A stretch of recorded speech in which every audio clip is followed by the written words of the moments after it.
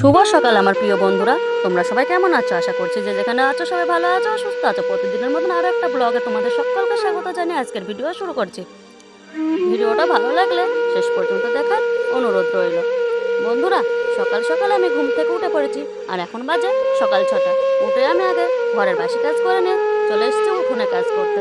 আর উঠোনে বেরিয়ে আমি কিন্তু প্রথমে দুয়ারটা মুছে নিই, কারণ দুয়ারে রোদ লাগার আগে দুয়ার মুছে নিতে হয়। আমার ঠাকুমা বলতো দুয়ারে কোনোদিন রোদ লাগাবি না, তাই আমি ঠাকুমার কথা মতো প্রত্যেকদিন আগে দুয়ারে রোদ লাগার আগে দুয়ারটা মুছে নিই। আর আমার এদিকে দুয়ারটা মুছা হয়ে গেল।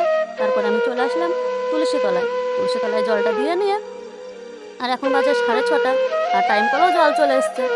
আর টাইম কলের জলটা তো বেশিক্ষণ দেবে না, 30 মিনিট মতো থাকে। তাই আমি তাড়াতাড়ি করে বাসনগুলো মেজে নিচ্ছি। আর এদিকে দেখো আমার বাসনগুলো মাজা হয়ে গেল। আর অনেকগুলো জামা কাপড় আগে থেকে ভিজিয়ে রেখেছিলাম, সেগুলোকেও কেচে দিলাম আর কেচে মেলে দিলাম।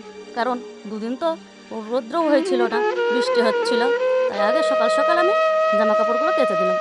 আর তোমাদের দাদা ভাই দেখো চালার উপর উঠে পড়েছে। আর আমাদের চালার উপর কিন্তু পায়রার খোপ ছিল, আর সেই পায়রার খোপের ভিতরে সাপ ঢুকেছিল। সাপ ঢুকে পায়রা খেতে যাচ্ছিল, তার জন্য তোমাদের দাদা ভাই চালের উপর থেকে পায়রার খোপটা নিচে নামিয়ে নিয়ে চলে আসলো। আর নিচে এসে পায়রা খোপটা আমাদের এই ঘরটার সাথে বেঁধে দিচ্ছে। আর আমার ছেলে দেখো কেমন করে বসে আছে ওর ভিতরে, আর ও দেখছে কিভাবে বাজছে। কতক্ষণ ওরা বেঁধে নেই, তারপরে আসছে আবার তোমাদের সঙ্গে কথা বলতে।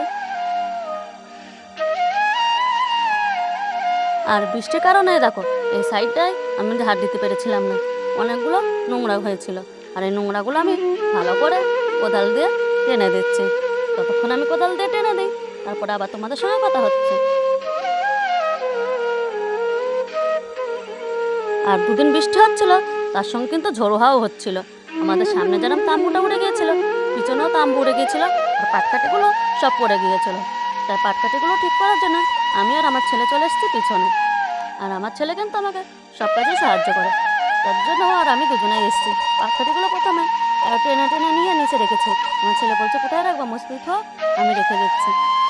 আর এদিকে দেখো একটা তেলাকুচু গাছ হয়েছে, আর তেলাকুচু গাছটা কিন্তু আমাদের ঘরের ভিতরে চলে যায়, তাই আমি ও গাছটাকেও কেটে দেবো।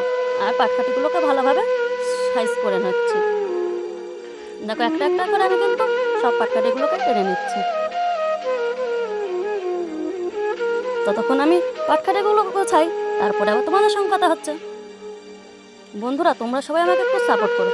আর এদিকে দেখো একটা তুলসী গাছ হয়েছিল, তুলসী গাছটা মরে গিয়েছে। তাই আমার ছেলে বললাম মা তুলে দেবো, তাই ও তুলে দিচ্ছে। তুলসী গাছটা কিন্তু তুলতে খুবই কষ্ট হচ্ছিল, তাও কিন্তু ও তুলে দিচ্ছিল। তোমরা আমাকে একটু সাপোর্ট করো।